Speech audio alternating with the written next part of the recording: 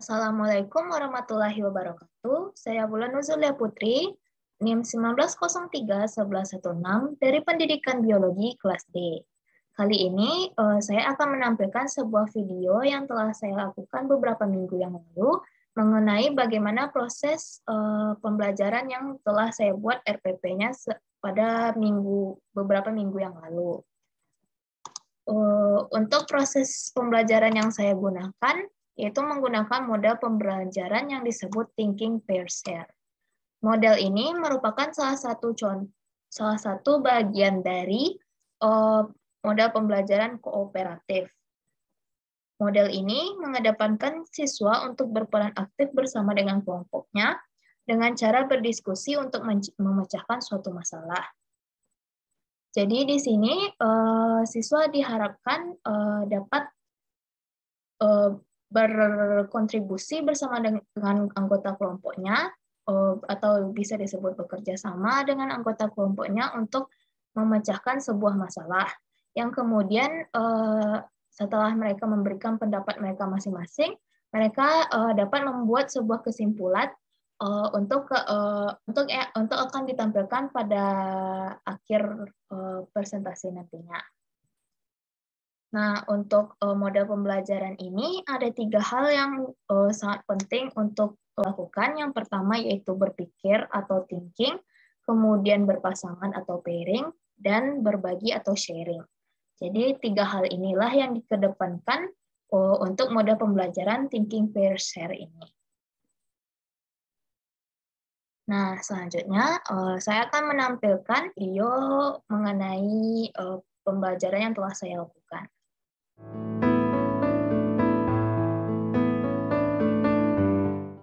Baiklah, Assalamualaikum warahmatullahi wabarakatuh. Waalaikumsalam warahmatullahi wabarakatuh.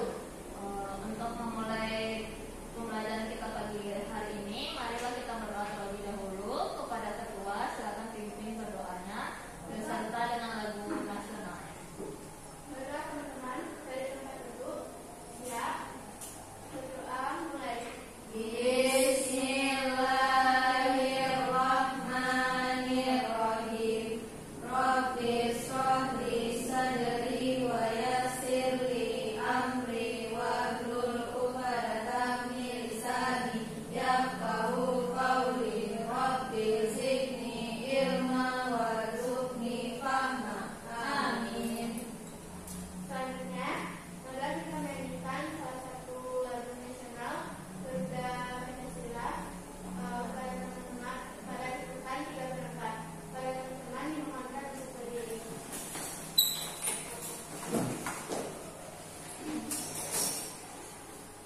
Dimulai mulai. Garuda Pancasila, akulah pendukungmu, patriot proklamasi, sedia berkorban untukmu. Pancasila dasar negara, rakyat adil makmur sentosa, pribadi bangsaku. Ayo maju, maju, ayo maju, maju, ayo maju, maju.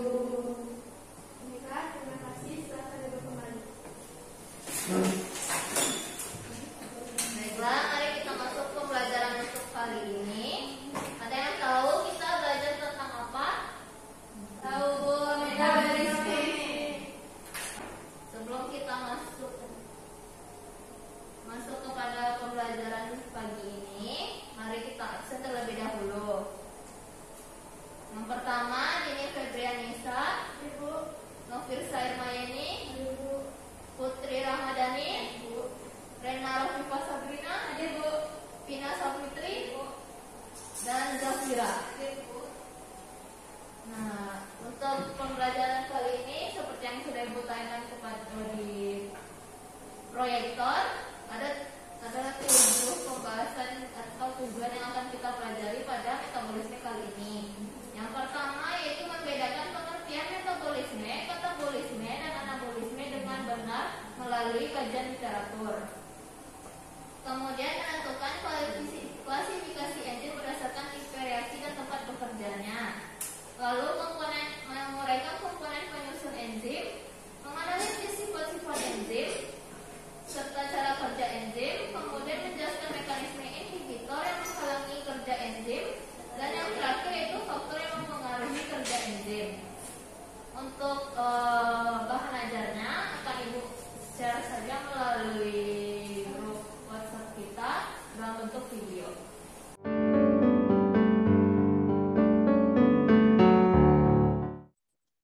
Assalamualaikum warahmatullahi wabarakatuh. Baiklah, untuk hari ini kita akan mempelajari materi tentang metabolisme dan enzim. Materi kali ini adalah KD 3.2.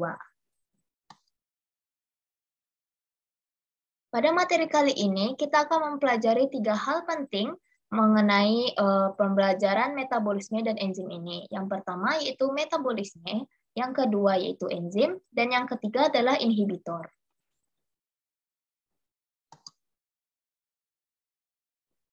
Metabolisme merupakan serangkaian peristiwa reaksi-reaksi kimia yang berlangsung dalam sel makhluk hidup. Melalui proses metabolisme makanan yang dimakan dapat diubah menjadi energi untuk kelangsungan hidup. Semua makhluk hidup memerlukan energi untuk kelangsungan hidupnya. Kebutuhan energi setiap individu berbeda-beda, sesuai dengan aktivitas yang mereka lakukan. Selain itu juga umur serta jenis kelamin juga mempengaruhinya. Enzim dapat diperoleh dari makanan yang dimakan melalui proses metabolisme di dalam tubuh. Laju metabolisme akan dipengaruhi oleh enzim sebagai biokatalisator. Nah, selanjutnya, metabolisme ini ada 2 macam, yaitu katabolisme dan anabolisme. Namun, untuk pertemuan kali ini, kita hanya mengenal itu katabolisme dan anabolisme, belum masuk ke dalam inti dari permasalahan katabolisme dan anabolisme. Materi ini akan kita pelajari pada pertemuan selanjutnya.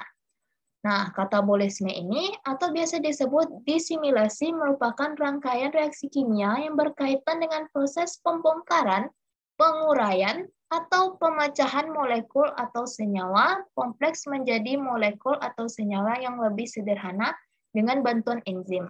Contohnya respirasi anaerob dan aerob. Untuk anabolisme biasa disebut asimilasi atau sintesis, merupakan rangkaian proses reaksi kimia yang berkaitan dengan proses penyusunan atau sintesis molekul senyawa, kompleks dari molekul-molekul atau senyawa sederhana atau penyusun zat dari senyawa atau molekul sederhana menjadi senyawa yang kompleks. Contohnya yaitu fotosintesis dan kemosintesis. Selanjutnya, kita akan membahas mengenai enzim.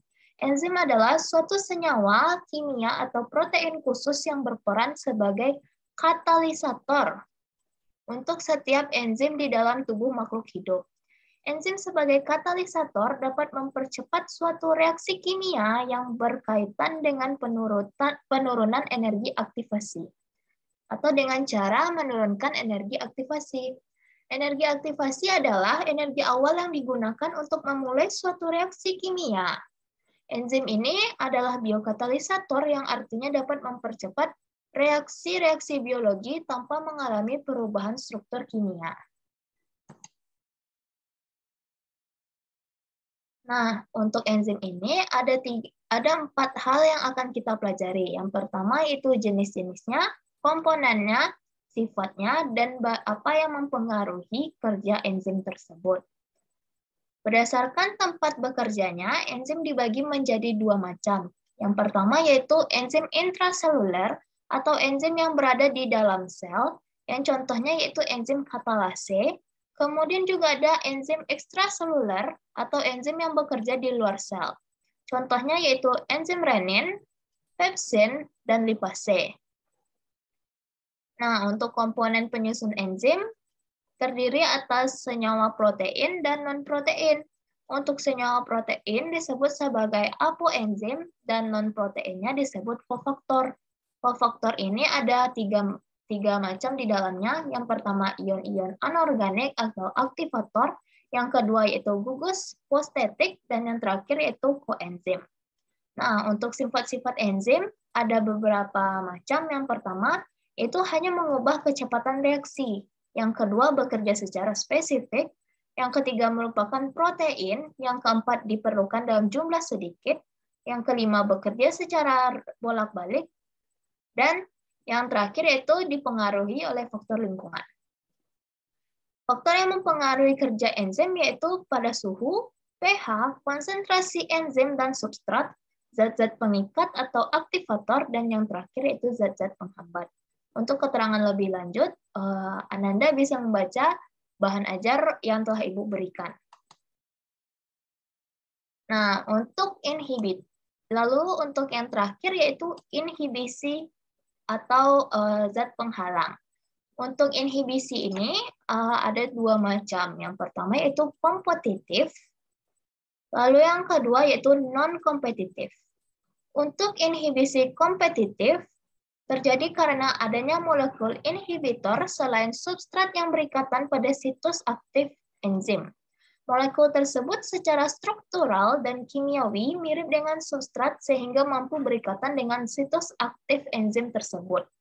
Adanya pengikatan inhibitor tersebut atau disebut juga sebagai inhibitor kompetitif ini akan memblokir sisi aktif enzim sehingga mencegah substrat berikatan dengan reaksi antara enzim substrat yang akan terhenti. Kejadian ini dapat dicegah dengan menambahkan konsentrasi kepada substratnya. Lalu yang kedua yaitu inhibisi non-kompetitif. Terjadi ketika molekul selain substrat berikatan pada sisi lain selain situs aktif enzim. Sisi ini disebut situs allosterik. Pengikatan inhibitor ke situs allosterik menyebabkan perubahan konformasi situs aktif enzim, sehingga substrat dan situs aktif enzim tidak dapat berikatan. Untuk mencegah terjadinya inhibisi non-kompetitif ini sangat sulit untuk dihentikan. Meskipun dilakukan penambahan kadar substrat seperti yang dilakukan pada inhibisi kompetitif. Karena inhibitor ini tidak bersaing secara langsung dengan substrat, melainkan dia melekat pada bagian lain.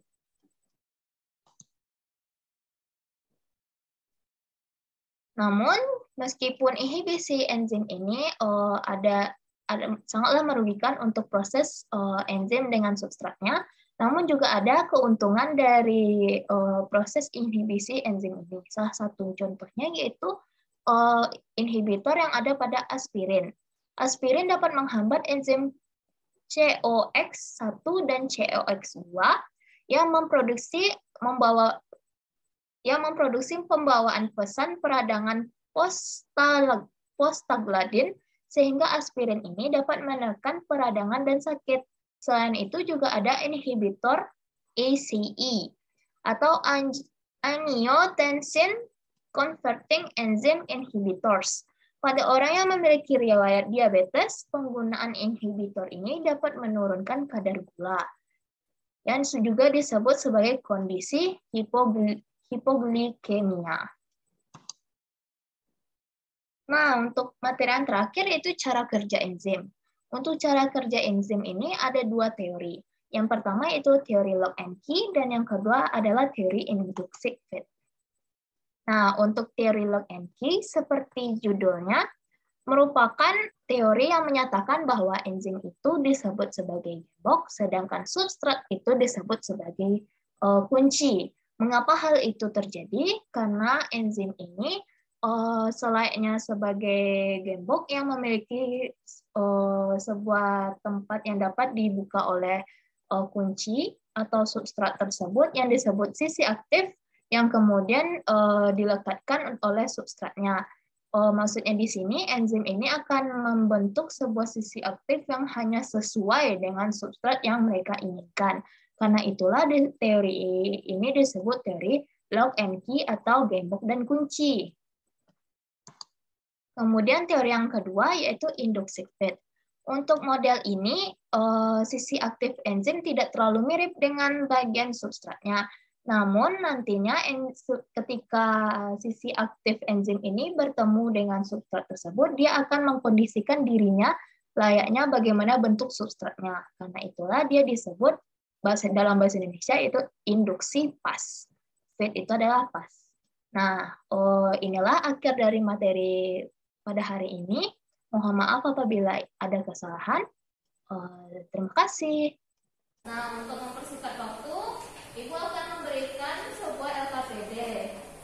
Untuk kali ini, kita menggunakan model pembelajaran TPS, yaitu Thinking Pair Share.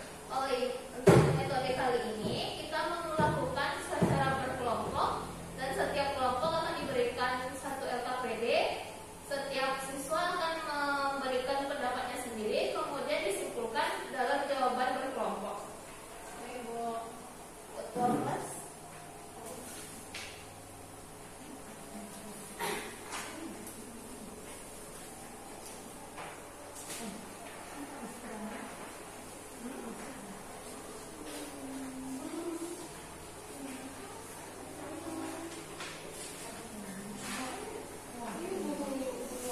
Nah, silakan lihat di 3 halaman terakhir.